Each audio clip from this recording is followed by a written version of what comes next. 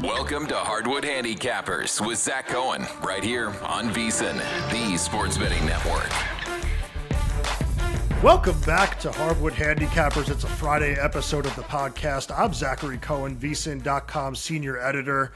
This podcast is brought to you by Better Picks, the fantasy app that turns your basketball takes into cash.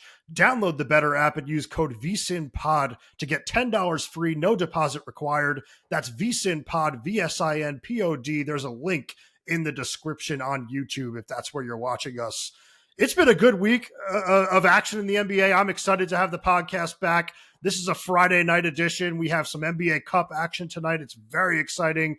Last night, a little bit slower, only 3 games. Not much to take away there, except, the Raptors did come away with a pretty good win over the Cavaliers on the road. There was no Darius Garland in that game for Cleveland, but Toronto just kind of continues to impress offensively. I mean, JVT and I talked a little bit yesterday through some Eastern Conference futures. We didn't really mention the Raptors at all. I mean, the Raptors probably are not going to be winning the Eastern Conference, but we did talk a little bit about a tier of teams kind of in the middle range of the Eastern Conference, like with the Heat, the Bucks, the Sixers, as kind of teams that we can see making a run to the Eastern Conference Finals.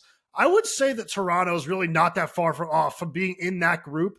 If they're not already in it already, they are actually up to 8th in the NBA in offensive rating. I think that there were some concerns heading into the season about how the offense would look. It's a very weird mix of players, but with the way that they defend, if they could stay in the top 10 all season long, they are a team that nobody will want to face in the postseason. And then the other takeaway was a really tough beat on Grayson Allen last night. He had 12 points in 12 minutes. I gave out over 15.5 points and an alternate spread total of 20 plus points at plus 200. Allen, 12 points, 12 minutes. Looked like he was on his way to cruising over the 20, to be honest. Like, he's been on fire for Phoenix, shooting the 3-ball really well, getting to the basket at will. His finishing around the rim has been stellar, but he took a knee to the thigh, got the old Charlie horse, and did not return for the second half. So I did see a lot of sports books, refunded that bet. So hopefully no harm, no foul, but it stinks when kind of a winner is taken off the board. But let's move into tonight. It is a loaded slate, 9 games. Like I said, NBA Cup action. It starts with the Heat at the Knicks in the first of the 2 prime video games tonight. The Knicks are laying 5.5 in this one. Total 238.5. Kind of a loaded injury report here. No Jalen Brunson for New York. Sprained his ankle last game. It doesn't seem like it's going to be a long-term injury, so I don't really want to talk about the long-term effects of that injury. I think he'll be back very soon. They said it was a grade 1 sprain. They got him in a boot immediately. I'm thinking maybe 1 to 3 games max. And then Miami continues to be without Tyler Hero and Bam Adebayo. That, for me, makes this game a little bit hard to call when talking about the sides and the totals. I just don't really know what to expect from either group. I mean, the Heat continue to play at a rapid pace, but they are kind of sliding a bit in offensive rating. So, I'm not really, sold on them going into the Garden and covering, and I'm not really sure what to make of the total either. But the first thing that jumped out to me when looking at this game and seeing that Brunson is going to be out is OG Anunoby to go over his point totals. I took it at over 20.5 at minus 104. I put this on the VSiN.com picks page last night.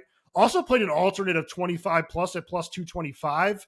Last year, Anunoby played 16 games without Brunson. He scored at least 22 points in 13 of those 16 games.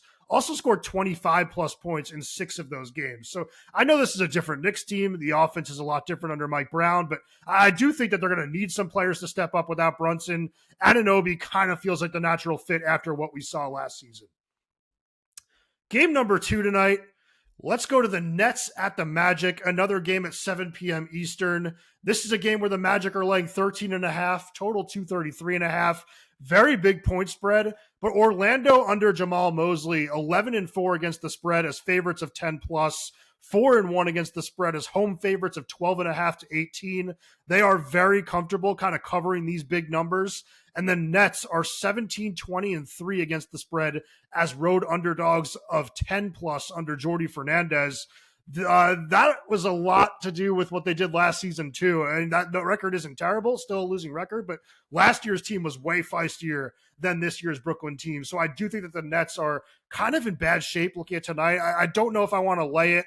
The fact that it's a cup game makes it a little bit more likely that Orlando will cover, just because the point differential matters. If they are up big late, they're not going to take their foot off the gas. But I do think this is a game that I'm going to lay off. But just to talk a little bit about the Magic, they have really made a complete 180 since the start of the season. Magic 5-2 against 5-2 over the last 7 games. Defensive rating back down to 109.9 in that span. This team was one of the best defensive teams in the league last year, had a defensive rating of 109.1. That defense is back to looking elite, and the offense is looking a lot better with Desmond Bane starting to get comfortable, really kind of coming into his own as a passer and playmaker in this offense, and starting to shoot the 3 ball a little bit better. So we're starting to see that vision for Orlando. And if you're kind of thinking about the big picture in terms of the Eastern Conference, maybe earlier in the year, we thought that the Magic were kind of playing their way out of that picture. That includes kind of the Knicks and the Cavaliers at the top. Orlando, once again, is looking a little bit like that team that we all thought they would be in the offseason, where they went out and made the splashy acquisition for Bane. They addressed their, number one concern, which was perimeter shooting. And maybe they still need a little bit more shooting, but now that Suggs is healthy, the team is just starting to look really good again. And I'm going to give them the next few weeks to kind of continue to play well. And if they do, then it's a team that I think we need to take very, very seriously. Game number 3, it's a good one. The 76ers at the Pistons. Pistons laying 5.5, total 231.5. Pistons have been scorching hot lately, and they played last game and won against Chicago without Cade Cunningham. This team is up to 3rd in the league in defensive rating, top 15 in the league in offensive rating. They do have some injuries coming into this one. No Asar Thompson, no Tobias Harris, and some players listed on as questionable on the injury report with Cade Cunningham, Isaiah Stewart, Jalen Duren. That's actually why I'm going the other way with this game, and I'm taking the Sixers plus 5.5. Philly's actually coming off 2 full days of rest. This is a team that I think is very, very explosive in the backcourt. VJ Edgecombe is questionable tonight because he's dealing with some back spasms, but with the 2 days of rest, I'd be surprised if he's not out there. If he's out there, I do think this is going to be a really competitive game that does go down to the wire, and I think the 76ers have a really good chance of winning it. Detroit can just struggle a little bit when playing teams that have, just a lot of shot creation on the perimeter. They're under JB Bickerstaff, 21-27 against the spread when playing teams that shoot 36% or better from 3-point range. And the Sixers are 0-1 in East Group B in NBA Cup action. Pistons 1-0. There's a little bit more desperation from the Sixers with this being a game that you really don't want to go to 0-2 in group play. It's just going to make things very difficult for them in order to advance to the knockout stages of this tournament. So I think the Philly plus 5.5 is the right call here, even though I am very, very high on what the Pistons have done this season. And I think that it's only going to get better once they start getting some more bodies back. Once Jaden Ivey's back, we'll get a really good feel for what this team looks like offensively. And if it's a little bit better than what we've seen to start the year, it's another team that no one's going to want to see in the Eastern Conference playoffs. And we did see them challenge New York last year in the Eastern Conference playoffs. So I think that that's a team with some potential to make a really deep run. Let's move on to another game before taking a quick break with Portland Trailblazers at Houston Rockets, 8 p.m. Eastern. This is a game in which the Rockets are laying 7.5. Total's 236.5. For NBA Cup purposes, Portland is 1-0 in West Group C. Houston 0-1. That means that there's a little bit more desperation on the Rockets side. If they do, care to win this tournament, not every team does. Not every team will treat it very seriously. I do think Houston's the type of team that will. I mean, Ime Udoka, the head coach, is just one of the most competitive guys in basketball, and it's a team full of absolute dogs and competitors. I think that they would like to win this if they can. That is why I would lean Rockets if I were taking anything in terms of sides this year. But the Blazers have been impressive this season, 6-5 on the year, plus 2.4 net rating. It's not going to be an easy game for Houston by any means, but if it is close, like I mentioned with a few other games, if the Rockets are up 5 or 6 late, they are going to continue playing until that final buzzer, and it will be very uncomfortable for anybody that backs Portland with the points. But I do actually have something in this game. I'm not completely sitting it out. I'm going to take Reed Sheppard again, over 10.5 points. That's available at minus 104. Sheppard has had 12 plus points in 5 of the last 6 games. 16 plus points in 3 consecutive games. He's been playing in the high 20s in minutes over the last couple of nights, and he's just really starting to come into his own on both ends of the floor. I think that Sheppard is the best 3-point shooter on this team, like outside of Durant, and that is a very important thing when talking about who's going to play big minutes late in these games. Like, it is very big that Houston has, floor spacing out there. Otherwise, they're relying a little bit too much on the junk ball, the bully ball inside that did win them some games in last year's playoffs, did win them a lot of games in the regular season, but we know they need another outside element. They need to be able to score. Sheppard starting to knock down some threes, starting to get to the basket a little bit is absolutely huge for this team. And I did mention it yesterday in the podcast with JVT where we did a little bit more long-term looks on things. Sheppard is playing a little bit better defensively too now. And the point guard position for Houston, which looked like a question mark coming into the season with Fred VanVleet having torn his ACL, is really looking like a strength right now with Amen Thompson and Reed Sheppard both playing well, kind of splitting those minutes. And it's to the point where the Rockets are now, third in the league in net rating at plus 11. They are right behind the Thunder and the Nuggets. That is the tier of teams that we thought that they would be in, after the big offseason that saw them acquire Durant. I'm happy to see that they are not completely falling apart without VanVleet. And I think that a little bit more of this from Sheppard and Thompson, and we might be talking about this team as a legitimate title contender again. I've been that high on the Houston backcourt. Before we get into the next game, I just wanted to remind anybody that is new to VSiN that signing up for our free daily newsletter is a great way to catch up on all things sports. Delivered straight to your inbox every morning, VSiN's newsletter offers picks, data, and strategies for the day's betting menu. Sign up for free now at vsin.com/newsletter and start receiving your free newsletter this morning. That's vsin.com/newsletter. Stay ahead of the game and bet smarter with VSiN. Next game of the night, it's going to be Hornets at the Bucks. We just saw these teams play one another the other night. The Hornets won at home in a game where we did not see LaMelo Ball or Giannis Antetokounmpo. Tonight, we're going to see both of those players, presumably. Both of them are probable on the injury report. Bucks are laying 9.5 in this game. Total is 238.5. Hornets 0-1 in East Group C in NBA Cup action. Bucks 1-0. That matters to me a little heading into this game because I think that Charlotte's the type of team that they're really just trying to establish a culture, starting to try to win more games. And I think that, a good performance in the NBA Cup, if they were somehow able to get out of this group, would mean a lot to the organization. And I think we're going to see a really strong effort from them tonight, even without Brandon Miller. So this is a game where you could find Hornets plus 10 out there at minus 112. I think that's a little too much for Charlotte. I think that the Hornets can stay within that number. This is a team with a winning against the spread mark against teams with winning records under Charles Lee. Bucks, strangely, just 15-23-1 against the spread under Doc Rivers when revenging a loss against an opponent. So, the other night we saw Charlotte beat Milwaukee. You would expect maybe a really good coach to, kind of look at the film and find ways to kind of really change things and cover the next night, win convincingly after, kind of fixing the faults. But this Charlotte team just plays basketball the right way. I know that the results aren't always going to be there. The roster isn't great, but they take the right types of shots. The talent is improving. Con Knippel's been unbelievable since the start of the season with Ball and Knippel back out there and with the toughness that they have kind of at the center position right now, where I've been really impressed with what the group of kind of no names heading into the season has done this year with, Kalkbrenner playing really well as a rookie, Diabate playing well just kind of as an energy big. It's been a group that I've really enjoyed watching, and I do think that tonight the right move is to take them to cover 10 points. That's a lot of points. Next game, it's the Kings at the Timberwolves. Timberwolves laying 11.5, total 240.5.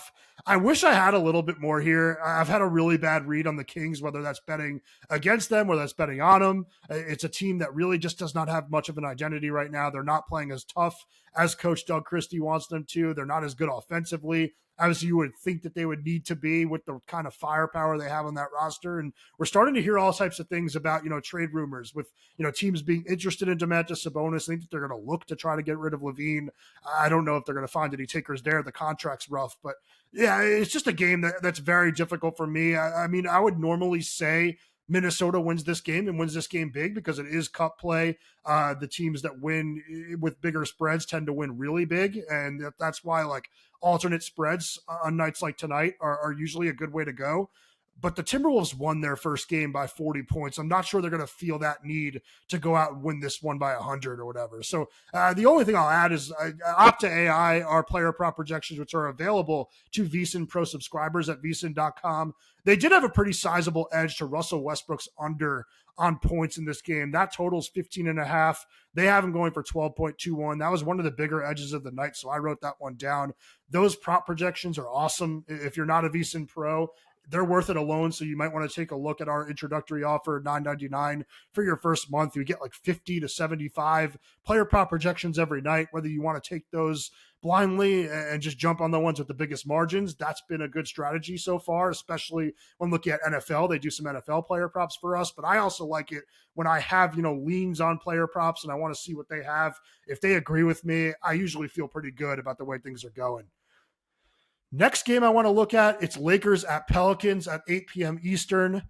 This is a game where the Lakers are laying 9.5 points, totals 227.5. Lakers are 1-0 in West Group B. Pelicans 0-1. Point differential for New Orleans -2. Lakers +5. New Orleans still very much alive in cup play. I mean, I know that you might want to say they're a terrible team.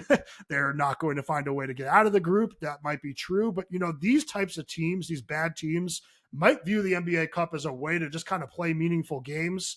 Like I was just mentioning with Charlotte, like it's a good way to kind of get your younger players a taste of a bigger game. It's not a playoff atmosphere, but it's a little bit bigger than a regular season game. I think the Pelicans are the right side in this game. I know that New Orleans has been awful. I know that there's a lot of talk about Willie Green and his job security maybe being fired after this homestand. I would hope not. I think that Willie Green's actually a good coach, just in a really bad situation. But this team is 4-1 against the spread over the last 5 games, and they could be as bad as you want. You could make all the jokes about them as you want, but covering games is what matters when we're talking about betting. And I think that the Pelicans are getting a lot of points against the Lakers team that might not be able to get up for this game fully, with it being in the middle of a road stand. It's a Lakers team that plays bigger games normally, does not really want to play against a bad team like this. I think New Orleans is kind of live to cover the number for sure, but also maybe even steal this game with, like I said, they're still alive in the group. And I think that Derek Queen's been playing some basketball, unbelievable basketball. And that's another thing I'll be looking at in this game. I'm going to be on Pelicans +10.5 at -108 is one of my best bets, but I'm waiting on some Derek Queen props to populate because he has been just sensational and just stuffing the box score in a way that you would not have expected for a player that really didn't play much in the preseason, was injured a lot, and now is being thrown into action, playing big minutes. I think that it's only going to get better for him because I think New Orleans is going to commit to him fully at the center position. And this is a game where I'd expect him to do really well in his matchup with DeAndre Ayton. So definitely head over to VSiN.com. I'll have some more plays over there later once some more things become available. 8th game of the night, it's the Clippers at the Mavericks.